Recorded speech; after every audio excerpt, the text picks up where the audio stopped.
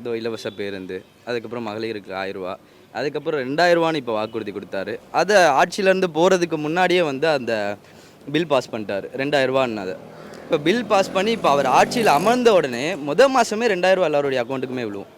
திமுக அதாவது ஸ்டாலின் வாக்குறுதி கொடுக்கறதுக்கு முன்னாடி அதை செஞ்சுட்டு தான் வாக்குறுதியே கொடுக்குறாரு. ஸோ இப்படி ஒரு அமைப்பு தான் வந்து ஸ்டாலின் வந்து உருவாக்கி வச்சுருக்காரு. ஒரு வாக்குறுதியை நீ கொடுக்குற அப்படின்னா அதை செஞ்சுட்டு சொல்லு அப்படின்றது தான். அதுதான் திமுக, அதுதான் திராவிடம். நீட் வந்து மாநிலம் எப்படி வேணாலும் முடிவு எடுத்துக்கலாம். அப்படி இருந்த நீட்டை வந்து சென்ட்ரல் கவர்மெண்ட்டுக்கு இவர் வந்து எடப்பாடி மாற்றி விட்டார்.